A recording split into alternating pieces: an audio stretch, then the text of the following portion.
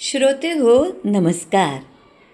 अधिक महिन्याचं औचित्य साधून सवंगडी ज्येष्ठ नागरिक संघानं वाल्मिकी रामायण या विषयावर विद्वान आणि ज्ञानी प्रवचनकार आदरणीय स्वातीताई रानडे यांची व्याख्यानं आयोजित केली आहेत. 3 जून ते 7 जून रोज संध्याकाळी 6 ते 7:30 या वेळात सुरू असणाऱ्या या कार्यक्रमातून वाल्मिकी रामायणातील राम तर आपल्याला समजणारच आहेत, पण त्याबरोबरच रामायण आजच्या काळाशीही कसं जोडलेलं आहे, रामायण काळातही स्त्रिया किती पुढारलेल्या होत्या, ज्ञानी पराक्रमी होत्या तेही समजणार आहे. रस्ते बांधणी तंत्रज्ञान, पर्यावरणाविषयीची जागरूकता, विज्ञान आणि रसायनशास्त्र या विषयातही आपण किती प्रगत होतो याची माहिती पुरावे व स्पष्टीकरणासह स्वातीताई करून देत आहेत. रामायण या विषयातला त्यांचा व्यासंग एवढा मोठा आहे की यापूर्वीही त्या सवंगडीत 2 वेळा आल्या होत्या. रामकवच म्हणजे रामरक्षेतील राम हा पहिला विषय, तर रामायणातील स्त्रिया हा दुसरा विषय होता. राम घराघरात पोचवणं हेच स्वातीताईंच्या जीवनाचं उद्दिष्ट आहे. आजच्या व्हिडिओतून एक झलक पाहिल्यानंतर जास्तीत जास्त श्रोते या व्याख्यानांचा यापुढे लाभ घेतील याची मला खात्री आहे. हे 4ही दिवस त्यांना सुरेल साथ देत आहेत प्रदीप कुमार आचार्य. श्रीरामानी सहज उचलले धनु शंकराचे, पूर्ण जाहले जनकदृपाच्या हेतू अंतरीचे. उभे टाकले भाग्य सावळे समोर दुहितेचे, स्वयंवर झाले सीतेचे, स्वयंवर झाले सीतेचे. प्रभू श्रीराम म्हणजे ऋषी सत्तेचं प्रतीक होतं. जसं मी तुम्हाला मगाशी म्हटलं की हे सगळं ऋषींचं राजकारण होतं. आणि सीता कृषी सत्तेचं, सीता नाव आहे त्यामुळे ऋषी सत्ता आणि कृषी सत्ता असं ते पिलं नव्हतं, नुसतंच लग्न नव्हतं ते. म्हणून आकाशाशी जडले नाते ऐसे धरणीचे. कालावधीमध्ये त्यांनी रामाचं रूपांतर जे पराक्रमी रामात केलं, पण कायमस्वरूपी आत्मविश्वास त्यांच्यात जो भरला ते होते विश्वामित्र गुरु. अतिशय मुलाचं स्थान आहे विश्वामित्र आणि वसिष्ठ दोघांना. कैकेयीला म्हणाली, अगं तुझ्या हे लक्षात येतं का, तू पट्टराणी आहेस. पहिला निरोप कोणाला हवा होता? पहिला निरोप तुला हवा होता. दिला का दशरथ महाराजांनी? तुला अजून काहीच माहिती नाहीये, तिकडे सगळीकडे जल्लोष चाललाय, पण तुलाच माहिती नाहीये. अगं राज्याभिषेक व्हायचाय तर ही गत. उद्या जर रामाला राज्याभिषेक झाला तर ज्या कौशल्याचा तू ठाई अपमान करत होतीस तिच्या समोर दासी म्हणून उभं राहावं लागेल. बरं झालं ग मंत्रे, तुम्हाला जागृत केलं. कुठून कुठे प्रवास झाला कैकेयीचा. तेव्हा मंत्रा म्हणते, तू विसरलीस का? तुला 2 वर दिले होते दशरथ महाराजांनी. मग केव्हा? कैकेयी तर विसरून गेली होती. जेव्हा शंभरासुराशी युद्ध झालं होतं दशरथ महाराजांचं, तेव्हा तो शंभरासुर असा होता, हे राक्षस हे दैत्य सगळे असेच होते की जो जखमी होईल युद्धात त्याच्या अंगाचे लचके तोडायचे, त्याला मारून टाकायचे. आणि दशरथ महाराज तेव्हा जखमी झाले, बेशुद्ध पडले आणि कैकेयी त्यांच्या बरोबर होती. कैकेयीने तो रथ बाजूला घेतला, दशरथ महाराजांवर प्रथमोपचार केले, तो रथ दुरुस्त केला. याचा अर्थ कैकेयीला वैद्यकीय शिक्षण होतं, कैकेयीला टेक्निकल नॉलेज होतं, रथ दुरुस्त केला. म्हणून म्हटलं ना, आपल्याकडे स्त्री शिक्षण पूर्वीपासून होतं. वुमन एम्पॉवरमेंट आम्हाला शिकवायची गरज नाही. ती इतकी की इंग्रजांनंतर तिला बाहेर काढण्यासाठी महात्मा फुले एक महादेव रानडे यांना प्रयत्न करावे लागले. पण त्याच्यात असं झालं की नाही, भारतामध्ये स्त्रियांना मान नाही. खोटं आहे. भारतामध्ये स्त्रियांना मान आहे. अहिल्याबाईंचा इतिहास बघा. अहिल्याबाईंना जी गावं म्हणजे त्यांची संपत्ती, वैयक्तिक संपत्ती ही त्या काळी लाखाच्या घरात, आणि त्यांनी जो दानधर्म केला सगळा तो वैयक्तिक मधून केला. राज्यावर 1 रुपयाचाही भार दिला नाही. तसंच दशरथाच्या वेळेला कौशल्याच्या नावे काही गावं होती, सुमित्रेला होती, कैकेयीला पण होती. मग कशा म्हणजे वुमन एम्पॉवरमेंट आणखी काय पाहिजे? त्यामुळे आम्हाला वुमन एम्पॉवरमेंट शिकवायची गरजच नाही. तेव्हा कैकेयी म्हणते, मी तुम्हाला तोच वर मागतेय की रामाऐवजी माझ्या भरताला राज्याभिषेक करा. तेव्हा दशरथ महाराज म्हणतात, अगं मी सगळ्या मंत्रीगणाची परवानगी घेतली, मी त्यांच्या विरुद्ध कसा जाऊ? एकदा त्यांनी होकार दिलाय आणि परत त्यांना जाऊन कसं सांगू की रामाला राज्याभिषेक होणार नाही म्हणून? तेव्हा कैकेयी म्हणते ते मला काही माहिती नाही, तुम्ही सत्यवचनी कुळातले आहात, त्यामुळे तुम्ही वचन दिलेलं आहे, आता हा मला वर पाहिजे. आणि दुसरा वर म्हणजे दुसऱ्या वरांनी रामाला 14 वर्ष वनवासाला पाठवा. दोन्ही वर ऐकून दशरथ महाराज तिथल्या तिथे मूर्छित होऊन पडलेले आणि कैकेयीला कसलाही पश्चाताप नाही. कसं असतं, एखादा कली म्हणतो ना आपण, तो मनात शिरला की विवेकाचा हात सुटतो, विचार काहीही राहत नाही, तशी कैकेयीची अवस्था झाली. आणि मग कैकेयी सगळा घडलेला वृत्तांत सांगते, तेव्हा राम म्हणतोय खूपच छान केलं तू, माझ्यापेक्षा भरतच योग्य आहे.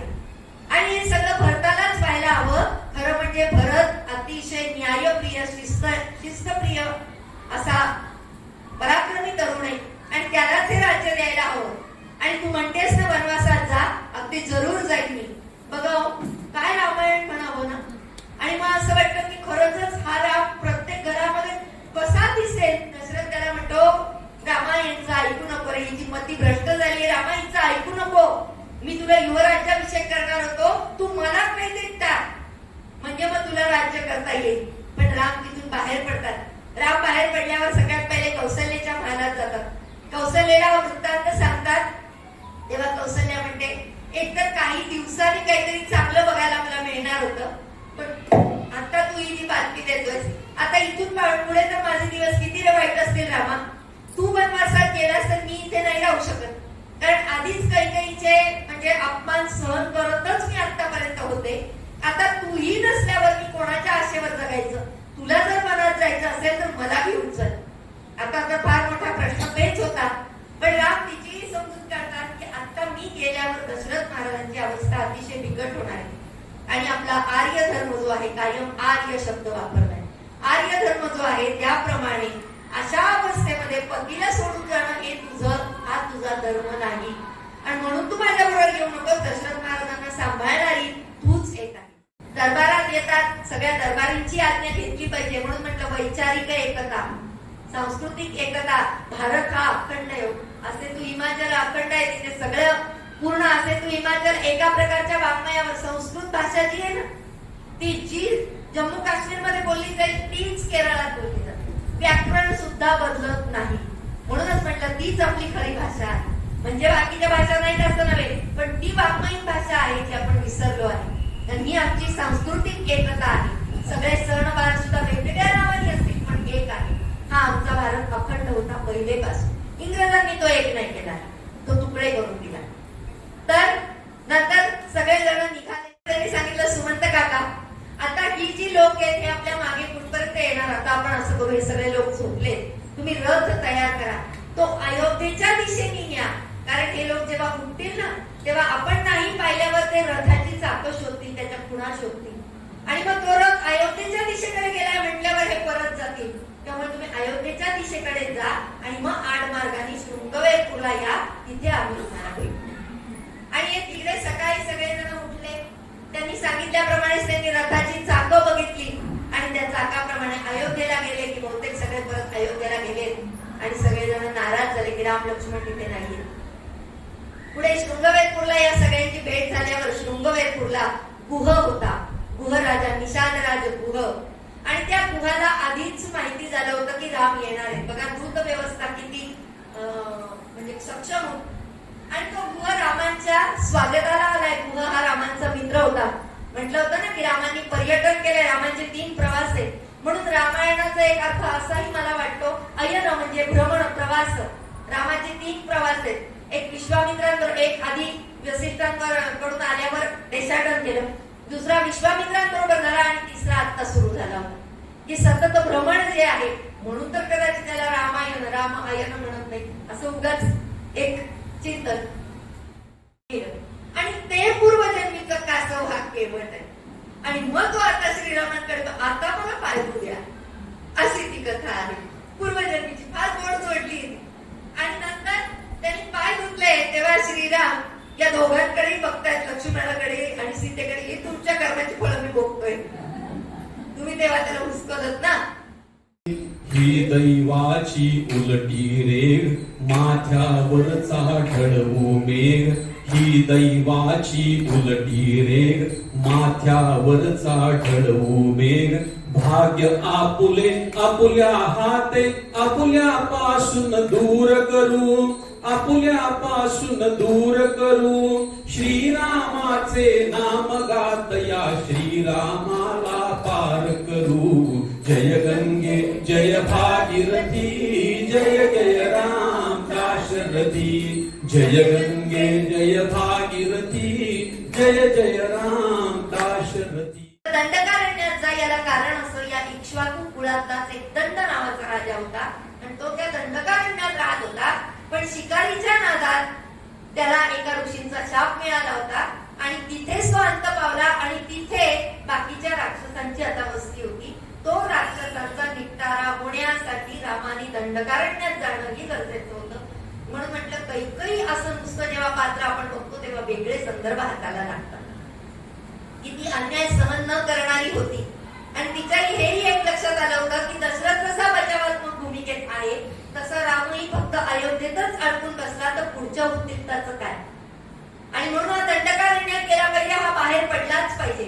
मग या सौती मत्सराखाली हे सगळं घडवलं होतं का असाही एक अभ्यासाचा विषय आहे.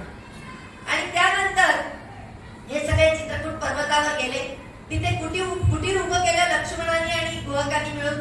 आता बघा म्हणजेच जेव्हा विश्वामित्रांकडे वसिष्ठांकडे शिकत होते तेव्हा हे प्रशिक्षण मिळालेलं होतं की त्याला काय काय लागेल, लाकडं कशी तोडायची, कशी उभी करायची. एकदम आपल्याला 4 काट्या दिल्यात आपल्याला एक झोपडी पण नाही उभी करता येणार.